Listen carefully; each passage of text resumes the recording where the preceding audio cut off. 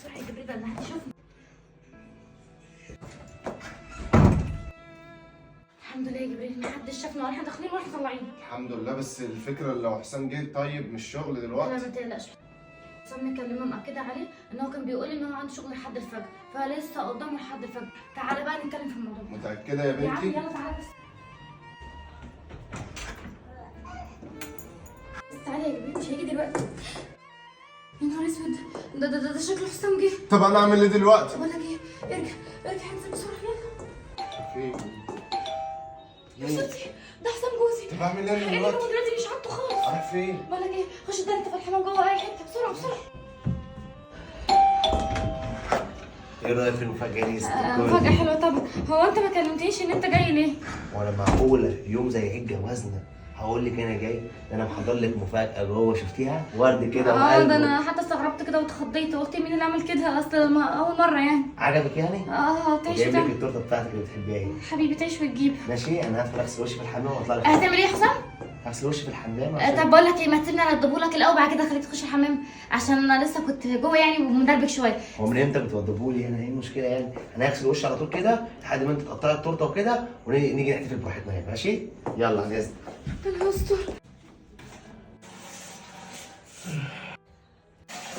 يا رب استر يا رب، جيب العواقب سليمه. يا ترى انت رحت فين دلوقتي؟ في ايه يا ماجدة مالك؟ انا من ساعه ما جيت كده وانت مش على بعضك، مش مظبوطه، ما ترعش كده. لا يا حبيبي خالص، بالعكس ده انا مبسوطه قوي والله وفرحانه مبسوطة؟ بالمفاجآت الحلوه دي. ده وش واحده مبسوطه؟ مبسوطه جدا. انت حتى ما قطعتيش التورته لحد دلوقتي. هنقطعها يا روحي هنقطعها، يا تروح فين يعني؟ يعني انت مبسوطه بالمفاجاه صح؟ جدا ده جدا. انا هعمل لك بقى مفاجاه تانية. هو في مفاجاه تاني؟ اهي المفاجاه اللي على الباب دي، روح افتحي ايه ده، هو يلا. مين اللي جاي؟ لا روح بس افتحي التورته دي وروح افتحي يلا. تمام يلا. ايوه. ازيك يا ماجدة؟ اهلا وسهلا حبيبتي. عاملة ايه يا حبيبتي؟ الحمد لله نورت. ازيك يا بنتي عامله ازيك يا ايه؟ بابا؟ ازاي؟ الحمد لله. ايه ازيك وازاي جوزي؟ اتفضل يا بابا. شكرا يا بنتي. زياره مفاجاه بس حلوه.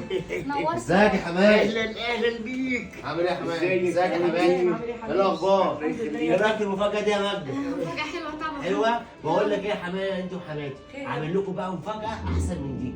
ثانيه واحده. يا ترى ايه هي يا حسام؟ مفاجآت حسام حلوه برضه. في حاجة ولا ايه بقى؟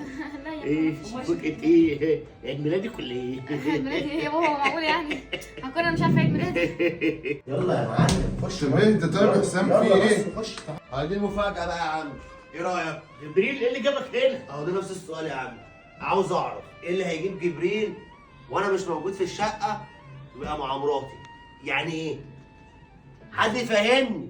انا بحتفل بعيد الجواز بتاع مراتي ومفهمها ان انا اصلا كده كده مسافر، وهحط ورد في الارض وشارع بقى وايه، عاوز اعمل لها مفاجاه حلوه. اتفاجئ الاقي الباب بيتفتح، تقول لي خش خش بسرعه قبل ما حد ما يشوفك. يعني ايه قبل ما حد ما يشوفك وجوزها مش موجود مدخله راجل غريب؟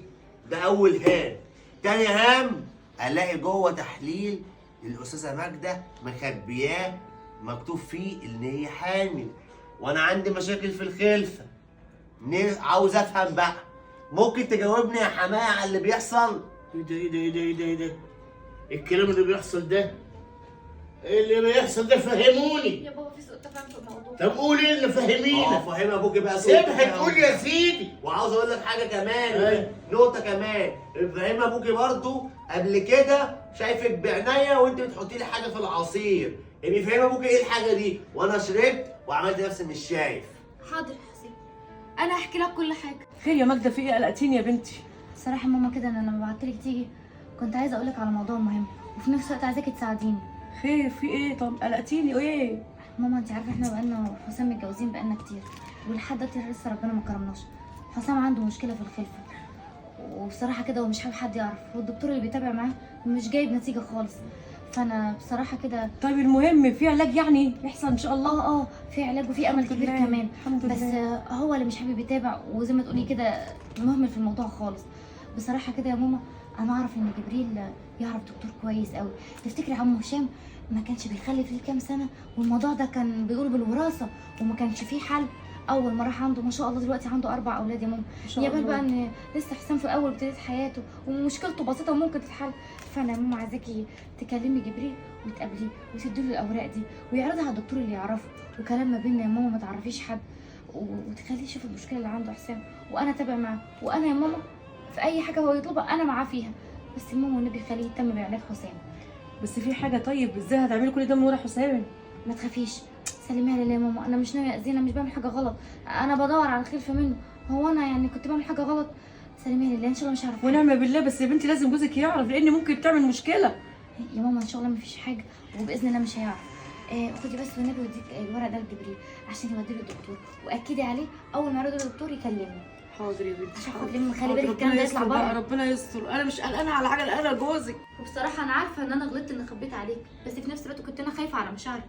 انت الفتره الاخيره كنت حساس جدا بالنسبه للموضوع ده، وكذا مره كنت اقول لك تعالى نروح للدكتور، انت كنت بترفض وتقولي انا راضي بقضاء الله. يا سيدي ما قلناش حاجه، بس نحاول عند دكتور تاني وتالت ورابع. ده اللي خلاني التجأت لماما، ماما عارفه بالموضوع، ما تنتهي يا ماما. وكمان التجأت ايه عارفه يا لجبريل. ابني ان انت مش هتقدر تعمل اي حاجه. وجبريل عارف دكتور كويس جدا، وكان بيجيب لي العلاج كل اول شهر. هو ده اللي كنت بحطه لك في العصير يا حسام. وانا يا بابا اعتذر منك جدا في موقف زي ده، بس انا عارفه ان اي حد ممكن يفهم الموضوع غلط، بس كنت نفسي تثق فيا وتيجي تقول لي الكلام ده بيني وبينك. خلاص خلاص، انت عاوزه مني ايه؟ عاوزه انا يبقى انا قاعد كده في الشقه وليك مدخله ابن خالتك وانا مش موجود؟ عاوزه انا مثلا ما اشكش فيكي؟ ما انت غلطانه يا ماما. انا على حق يا عم ولا مش على حق؟ ثواني يا حسام. تخسونا اتكلم بقى. هو برغم ان نيتها كويسه جدا وكانت عايزه خير ليك، بس المفروض تعرفيه.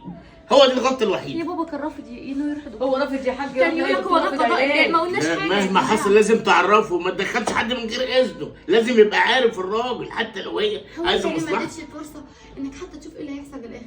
او هو بيجي جبريل بيجي هنا ليه؟ ليه اتسرعت بقرارك انه في حاجه ما بيني وما بينه؟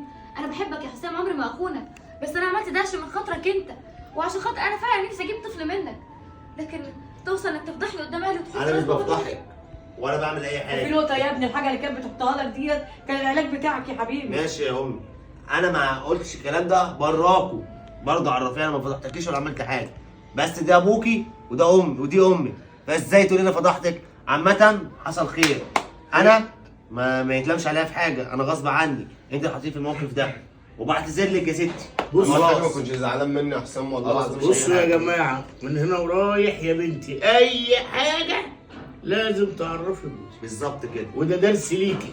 بس انا بعتذر منك جدا يا جبريل على موقف الزباله اللي حطيتك فيه ده، بس انا اللي غلطان، كنت المفروض ارجع لجوزي وكنت قلت لك اعرف كذا الحقيقة. مره والله يا ماجده، قولي لحسام، قولي لحسام، حسام لو عارف مش هيقول لك حاجه، بس انت اصريتي يعني. حصل خير يا حسام، الحمد لله جت على قد ماشي، كده. ماشي. ومبروك يا ابني البيبي اللي جاي في الطريق. الله يبارك فيك. الف مبروك يا اتربى ماجدة. في عزك يا حسام انت وماجده. ايه بقى، ما تجيبوا لنا حاجه نشربها بقى ولا ايه؟ لا انا استاذن انا بقى يا عم بعد اذنك. ماشي يا حسام؟ ثانية. السلام عليكم. قوم يا ماجدة هات لنا حاجه نشربها. حاضر يا بابا حاضر.